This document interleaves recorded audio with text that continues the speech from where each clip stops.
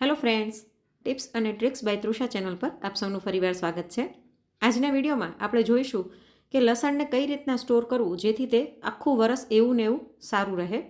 જો આપણે એમનેમ લસણ લઈ અને સ્ટોર કરીને રાખી દઈએ ને તો અમુક મહિના પછી લસણની કળીઓ સુકાઈ જતી હોય છે અથવા તો કાળું પડી જતું હોય છે અને બગડી જતું હોય છે.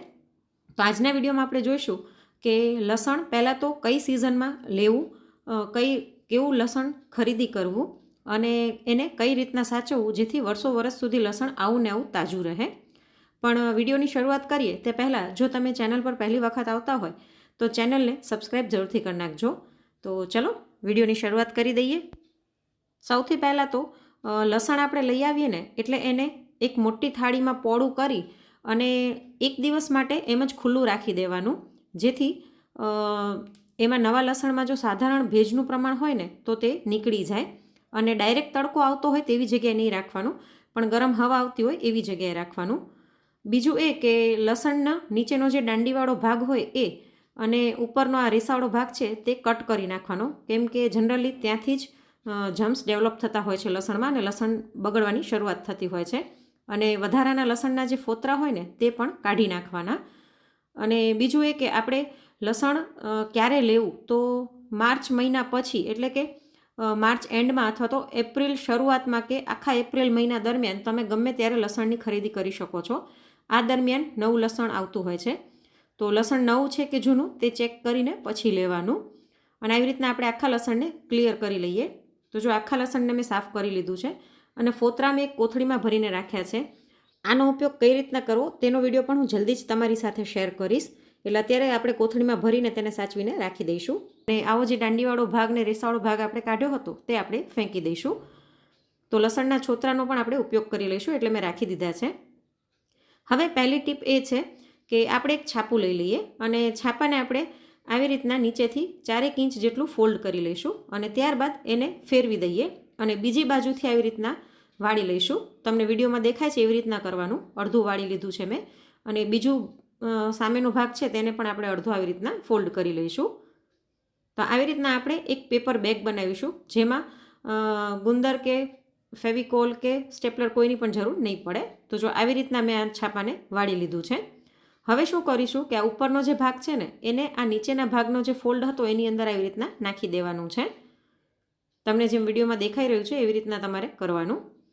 અને હવે આ જે ઉપરનો ભાગ છે ને જ્યાં ફોલ્ડ નથી કરેલો એને આપણે આવી રીતના અડધો વાળશું અને આવી રીતના પ્રેસ કરી લઈએ. અને હવે આ નીચેનો જે 4 ઇંચ ફોલ્ડ કરેલો ભાગ છે ને એની અંદર આ ભાગને નાખી દેવાનો. તો આવી રીતના ખૂબ જ સરળતાથી એકદમ સરસ આપણું ન્યૂઝપેપરનું બેગ બનીને તૈયાર થઈ ગયું છે, એ પણ કોઈ પણ જાતના ફેવિકોલ કે સ્ટેપલર વગર. હવે આની અંદર આપણે લસણને ભરી લેવાનું છે. તમે આવી રીતે ન્યૂઝપેપરના બેગ બનાવીને એની અંદર લસણ ભરીને રાખી દેશો તો કેટલાય મહિનાઓ સુધી તમારું લસણ બગડશે નહીં, એવું ને એવું સરસ તાજું રહેશે. આવી રીતના બેગમાં ભર્યા પછી આપણે આને ફોલ્ડ કરી અને સ્ટેપલર મારી દઈશું, કેમ કે આને આપણે હમણાં ઉપયોગમાં નથી લેવાનું. તો આવી રીતના તમે બધું લસણ જો આવી રીતના બેગમાં ભરતા હોય ને તો 2-3 બેગ જેટલી ભરાય, તમે જેટલું લસણ લીધું હોય એટલી બેગ ભરીને તેને સ્ટેપલર મારી દેવાનું. અને રૂટીનમાં વાપરવા માટેની એક બેગ રાખવાની, એ ખુલ્લી રાખીશું આપણે. આવી રીતના બેગમાં ભર્યા પછી ઉપરના ભાગમાં આપણે ચાકુથી 2 પ્રિક કરી લઈશું, જેથી થોડી થોડી હવા આને મળતી રહે.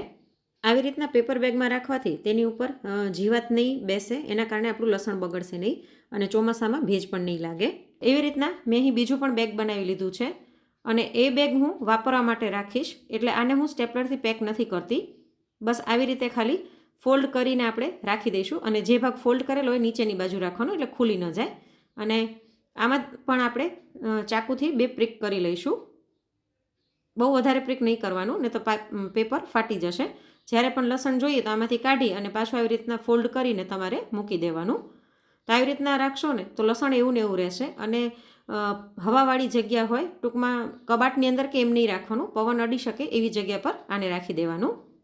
હવે બીજી ટીપ એ છે લસણને સાચવવા માટેની કે અહીં મેં રાખ લઈ લીધી છે. હવે તમે એમ કહેશો કે રાખ ન હોય તો શું કરવાનું, એ પણ હું તમને આ વિડીયોમાં જણાવીશ, એટલે વિડીયોને અંત સુધી જરૂરથી જોજો. હમણાં જ પાનખરની ઋતુ પૂરી થઈ છે, એટલે આજુબાજુમાં જો તમારે ઝાડ હોય ને પાન ખર્યા હોય તો થોડાક પાંદડા ભેગા કરીને તમે સળગાવી લેશો તો આવી રીતના રાખ બની જશે. તો રાખને પહેલાં તો આપણે ચાળણીથી ચાળી લેવાની અને ત્યારબાદ એને આપણે કોઈ પણ માટીના વાસણમાં નીચે આવી રીતના લેયર કરી લઈશું. તમે જૂનું માટલું લઈ શકો છો, નાની મટકી આવે તે લઈ શકો છો. અહીં મારી પાસે હાંડી પડેલી છે જેનો ઉપયોગ નથી કરતી એટલે અત્યારે મેં એ લીધેલી છે. તો નીચે આવી રીતના લેયર કરી અને ઉપર આપણે લસણનું લેયર કરી દઈશું અને પછી એની ઉપર ફરીવાર આપણે રાખ નાખી દઈશું. તો આ ખૂબ જ વર્ષો જૂની રીત છે. મારા નાનીમાં આ રીતના લસણને સ્ટોર કરતા હતા. એટલે જે મોટી એજના હશે એને ખબર જ હશે કે ગામડામાં આવી રીતના લસણને સ્ટોર કરતા, જેથી આખું વરસ લસણ એવું ને એવું રહે, જરાય પણ બગડે નહીં. આવી રીતના ફરીવાર એક લેયર રાખનું કર્યા પછી આની ઉપર પાછા આપણે લસણનું લેયર કરી દઈશું અને તેની ઉપર ફરીવાર રાખનું લેયર કરી દઈએ. જેટલું તમારું વાસણ મોટું હોય ને જેટલું સમય એવી રીતના આપણે તમારે લસણ ભરવાનું. ત્રીજું લેયર કર્યા પછી એની ઉપર પણ આપણે આવી રીતના રાખને પાથરીને કવર કરી લઈશું. હવે જો કદાચ તમે એવી જગ્યાએ રહેતા હોય કે રાખ અવેલેબલ ન હોય તો શું કરવાનું? તો એનો ઉપાય છે બોરિક એસિડ અથવા તો જેને બોરિક પાવડર કહે છે, જેનો ઉપયોગ આપણે અનાજ સ્ટોર કરવામાં કરતા જ હોઈએ છીએ. તો આના ઉપયોગથી પણ તમે લસણને સ્ટોર કરી શકો છો.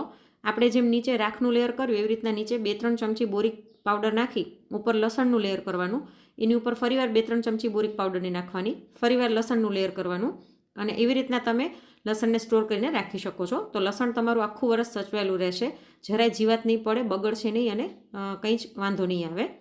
હવે આપણે આને એક કોટનના કપડાથી કવર કરી લઈએ અને દોરીથી આનું મોઢું બાંધી દઈશું. તમે મટકીમાં જો કરતા હોય ને, મારા નાનીમાં હતા એ જૂના માટલામાં કરતા, તો એમાં પણ આવી રીતના માટલાનું મોઢું બાંધી દેવાનું અને ત્યારબાદ આને ઉપર ઢાંકણું રાખી દઈશું.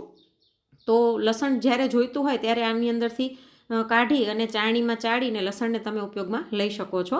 જેટલું જોઈએ એટલું કાઢી લેવાનું, 1-2 મહિના હાલે એટલું, અને બાકીનું આવી રીતના ફરીવાર મૂકી દેવાનું. તો લસણ સ્ટોર કરવાની આ રીત તમને ખબર હતી કે નહીં તે મને કોમેન્ટમાં જરૂરથી જણાવજો. અને જો આજનો વિડીયો જરા પણ ઉપયોગી લાગ્યો હોય તો લાઇક કરીને વધુમાં વધુ શેર પણ કરજો અને આવા જ અવનવા વિડીયો જોવા માટે ચેનલને સબસ્ક્રાઈબ કરવાનું ના ભૂલશો. Thanks for watching.